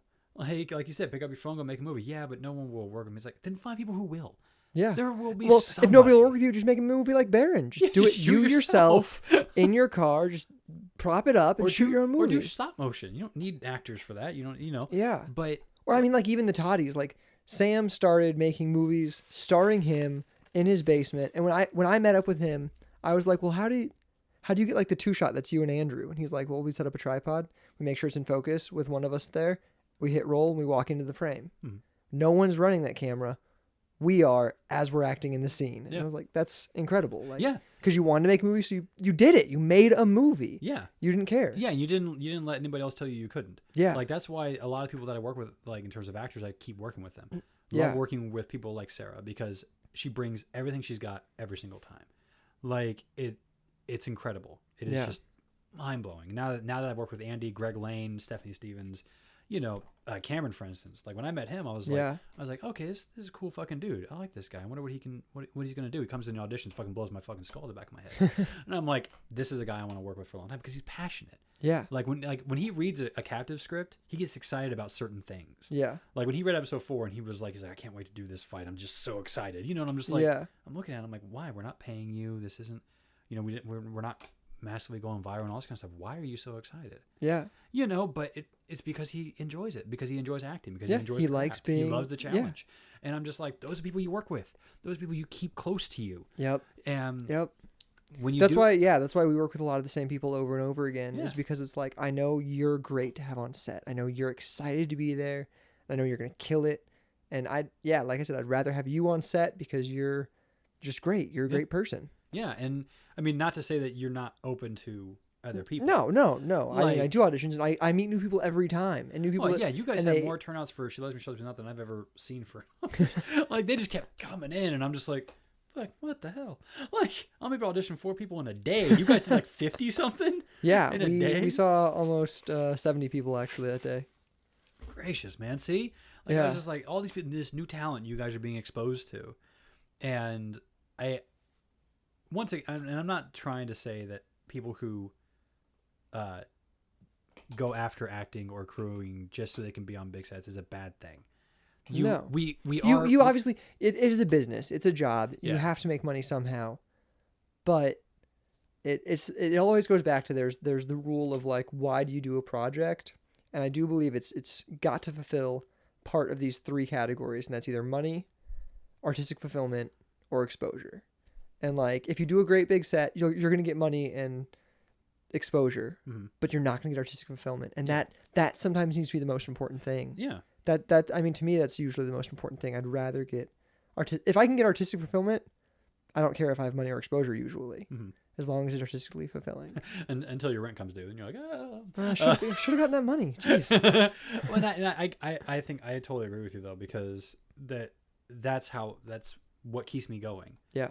And because at the end of the day, if you're doing it all just so that, you know, people will know your name, they may know your name, but it's kind of like a friend of mine used to do every film under the sun, regardless of the story or anything, because she needed to put a reel together. Yeah. And I'm like, she goes, so I'm going to go do this film. I'm like, are you sure about that? Because the last time you did that, the film wasn't that good, and you complained about it. She's like, well, I need to put together a reel. I'm like, what's the point of having a reel if everything on it is not something you're proud of? Yeah.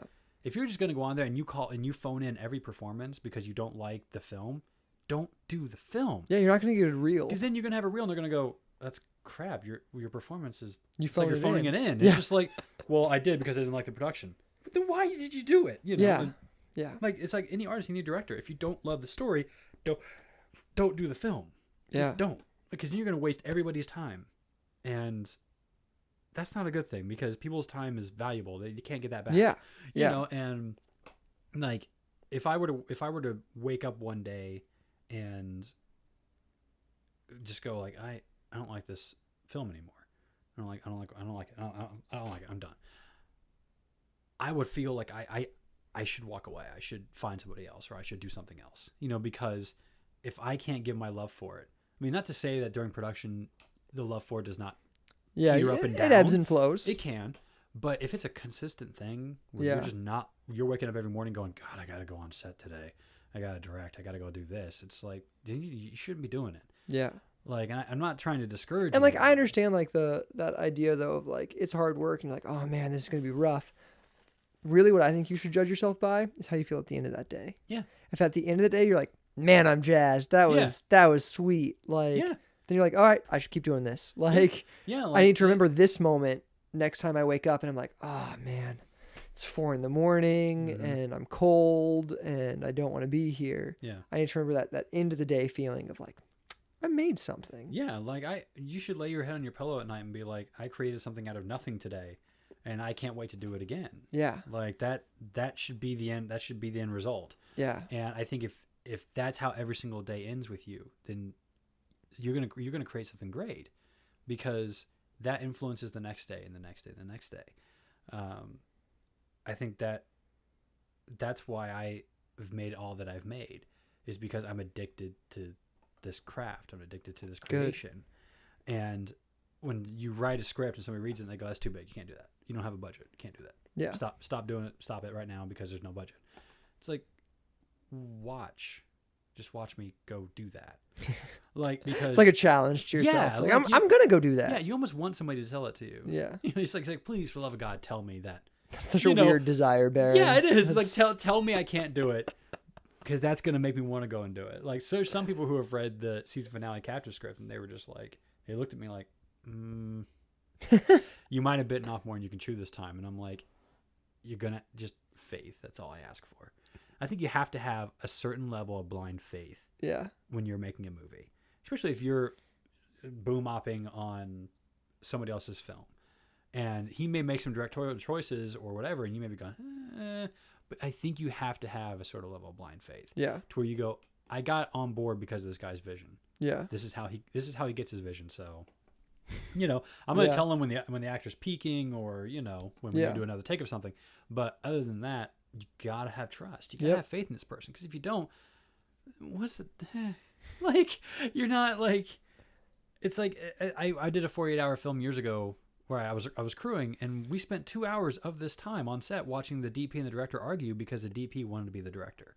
And I'm like, you can't. Do you understand your role in all this? Yeah. Is not to take over because you believe what, that's the completely wrong vision. We're going to go with this end. It's like, why did you come on board if you don't trust this man? Yeah. If you don't have that sort of blind faith.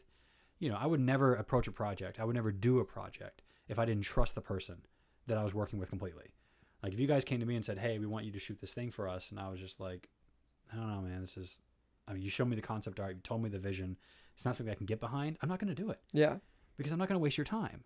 I want to be able to get onto that set and trust you complacently, and know that I'm going to bring in ideas. I'm going to say, what if we did this? What if we did that? But I'm never going to walk in and step on you, get you under my foot and tell you, listen to me because I'm smarter. Yeah. I know what's best for the production. Yeah. And that can... that's all goes back to like what collective vision is even. Yeah. You know what I mean? Like that's collective vision. It's about helping people create their vision without you stepping on their toes. Yeah. And that's not something I think that because everybody balances between like, what is collaboration? Yeah. Like, some people believe collaboration is the joining of ideas.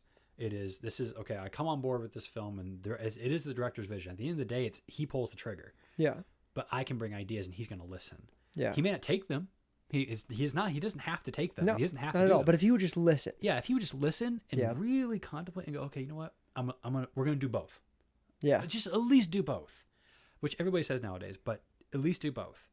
That's collaboration. He listens. You guys share back and forth, and you come up to either you let him go, hey man, it's your vision, do what you got to do, or if you both say, we both love our ideas, let's find a happy median. Yeah. That's some people's idea of collaboration. Others, it is, I'm signing on to your vision. Listen to me. I have better idea than you. You're not going to take my idea. I'm out. Like, that's not collaboration. Not at all. Not like, at all. People forget that everyone is there for what's in that guy's head. Yeah. We all signed up for what's in that man's head. So if you come on board and trying to destroy that, or not destroy, but even like molest it in a way, then that's not collaboration. Like, don't sign on to it if you don't believe in it. Yeah. I mean, I'd sign on to an IX production because I've seen you guys' fucking work. I appreciate that. Like I've seen the work, loved the work, so I know that I'm going to be a part of something great here, and I'm going to walk out feeling inspired and feeling like I learned something. But if something, you guys know things that I have no, like, I've seen you guys do stuff on set. I'm like, I never thought about that. Well, I appreciate that. I've been on the Toddies too, where I've been like, I watch their film. I'm like, okay, I do visual effects. How in the fuck did you do that?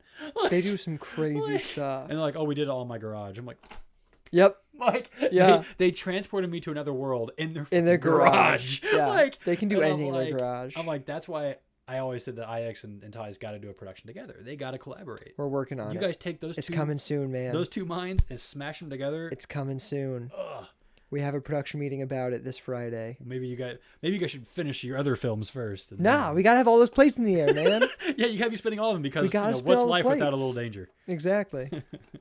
Yeah. Cool. Do you feel good? Was this fun? It was fun. Yeah. You happy it happened?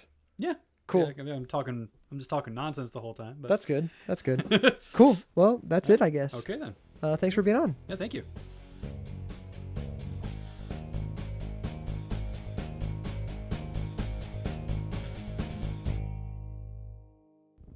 Okay, there you go. Some passionate words about filmmaking. Go make your film. And if you need help, go to Baron Micheal Redman of Collective Vision Studios. Also, go check out his web cinema series Captives. Episodes 1 through 4 are all on Vimeo right now. As well as be sure to follow our producer, IX Productions, on Facebook and YouTube. And while you're there hitting subscribe, check out the trailer they just released for their sci-fi children's thriller, Zoink. It was a blast to make it, and I think you guys will have a blast watching it. Okay, here it is. Our guest for the next episode of Indies on Indie is a magician, public speaker, and stand-up comedian. You can check out his family-friendly comedy magic show at the Improv KC every first Saturday of the month as well as see his comedy stylings in episode 1 of IX Productions' comedy show Laugh KC. He is Devin Henderson. This guy is amazing. He's a professional performer, and he has an amazing variety of talents. If you've thought about performing live for a living, you are not going to want to miss this. So, join us in 2 weeks for Devin Henderson.